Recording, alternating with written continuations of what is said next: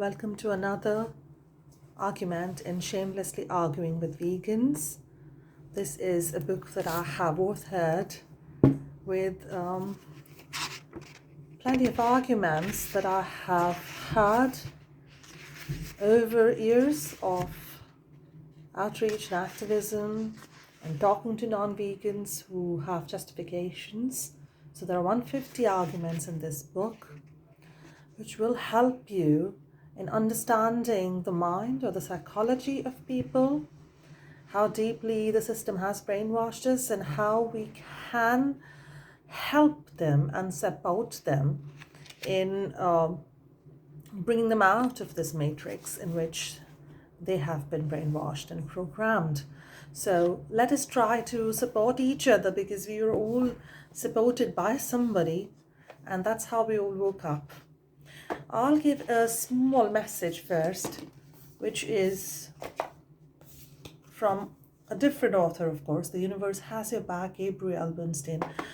Let me just take a card for a positive message to just start this in a connecting with the higher self mode,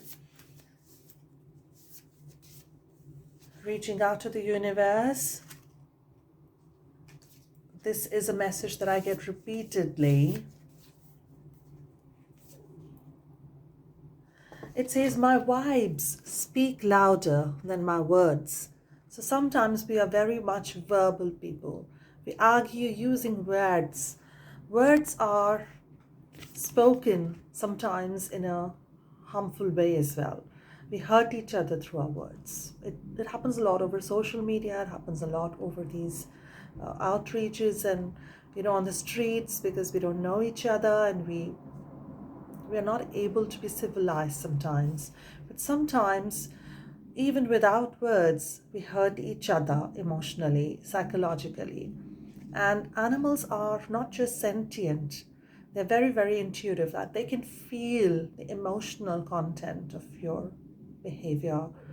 They can feel the vibes coming from the universe much better than sometimes humans can, because they are animals, we are animals, but we as human animals have sort of repressed that part of us. We've become very mechanical in life, and we don't feel, we don't sense energy the way other animals do. And that's why their intelligence level is, I would say, higher in intuitive intelligence. That's a very important part of intelligence. It's not just about your maths, and it's about your English, and it's about your science and geography. We're very, very logical, scientific people, yes, but we have forgotten that there is something beyond science as well. Our vibes do speak louder than our words. So it's about the way you make others feel that's very important.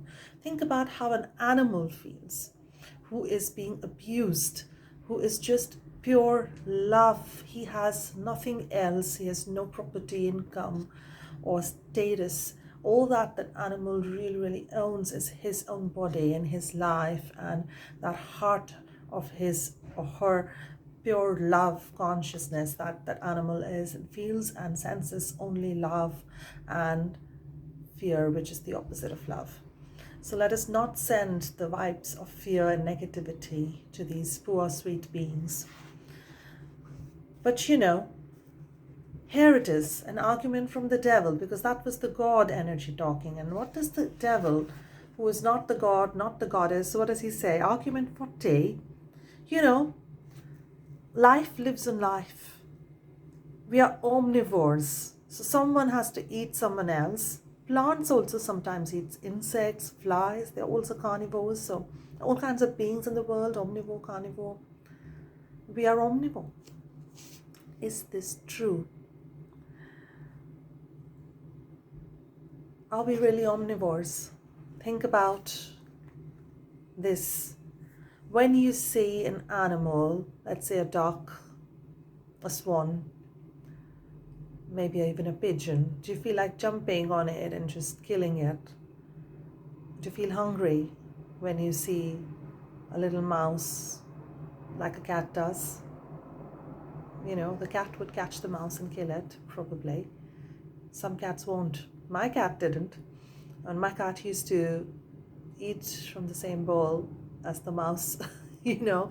So, even the cats and dogs can be programmed to be less harmful, less carnivorous. Lots of dogs also, though we call them omnivore, thrive on vegan food. They love broccoli and they love peas and lentils and rice. They can live on it and they live longer. The longest living dog was vegan, raised dog, is actually presently alive. So we have to understand one thing. Omnivores, we are not biologically omnivores. We have no canines like the dogs do. Now, if you see our teeth, they're mostly flat, and they're the incisors that we have on the side. They're not that sharp or pointy as a dog would be. Like we don't have fangs. Neither are we carnivores, obviously. So even if you say omnivores, are humans really technically, scientifically speaking, omnivores? It doesn't make any sense. I mean, if we were omnivores, we would be like those bears with those, longer teeth and sharper claws. Or, I don't know, even if you grow your nails, they'll be brittle. You really don't have such strong, sharp teeth as omnivores do in nature, who are actual technical omnivores, because omnivores basically means partial carnivores. So their diet is partially fruit or veg or grains, and partially it is the blood and raw flesh of animals. We cook and eat that because we want our food to be as much like a plant as possible. When you eat a burger or a sausage that has no semblance to an animal, you actually want to eat a plant because that's your nature. You're a human being and you're not an omnivore. So we've been given these lies in the matrix. Lots of lies have been programmed into our heads since our birth. We've been fooled. We've been just I don't know what to say. We really need to understand and help each other awaken, because this is the matrix. The matrix has us completely trapped in this system of nonsense. So we are not a Venus flytrap, okay? We are not going to eat insects. We're not insectivore. We are not really, even you would say that chimpanzees, we share 98% of our DNA with. Sometimes it's insect, but that's not their primary diet. They're primarily frugivores, and everything in our body, our teeth, our intestines and length of our intestines and our entire digestive process resembles only frugivores. That means the yummiest things for us to eat, and you'll feel it when you have it, would be a mango or an apple or grapes. I mean, amazing, isn't it? That's what, do you salivate when you see an insect crawling about? You don't really feel like jumping on it and eating it. I'm sure you don't. I'm sure you don't feel like just going out there and just saying, oh, I'm feeling hungry, so well, let me kill a cute little rabbit and eat it. I know some people do that, but they do that because they're completely brainwashed to think that that's human nature and that's what Stone Age people did to live. We were hunter-gatherers. I don't understand where all this comes from. Even in the Game Changers documentary, and if you watch the Game Changers on Netflix, that has shown that our ancestors was most probably, they were plant eaters, and they probably made those bears and all for self-defense and not to really kill and eat a woolly mammoth. And I'm not sure really if that's our nature now. I mean, forget about them, forget about who our ancestors were. Think about yourself. Like the card said, your vibes speak louder. And even my words, you'll feel it in your heart. How do you feel when you see animals of very, how do you feel when you see a dog or a cat, or I don't know, maybe a guinea pig? How do you feel when you see a sheep or a lamb? Aren't they really adorable and cute? How do you feel when you see a baby chick? Do you feel like eating it up? I don't think that happens. I mean, they are people, they're not things, and we have reduced them to food, and they're not food for us, at least. Maybe they're food for some or other creatures, some carnivores and omnivores who are really natural born carnivores and omnivores. Our omnivorism is a socially learned thing. It's not our nature, and it's not who we really are. It's completely something that we have absorbed from outside. We have learned over centuries or whatever the matrix wants us to believe, and we have just created this mess that we are in. So I hope that clarified some things. I hope that brought you back in touch with your heart center, and that you'll feel the vibrations within yourself, and you'll feel like connecting with your own consciousness, and you'll feel like seeing an animal differently, not just as food. You see, I had this painting next to me, which was again, I told by the spirit guides that I should draw. I'm not a vegetable, the voice told me to write. I'm not a vegetable.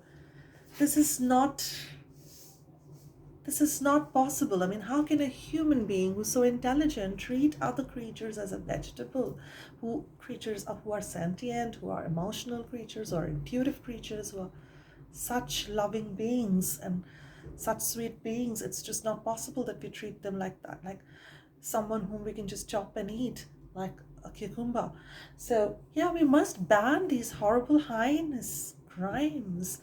These industries are not worth being called industries. They are criminal organizations that are just supplying us our dose of the blue pill in the matrix, and we don't need that blue pill now, do we? So see you again next time with another reflective argument, and think about it yourself. Bye.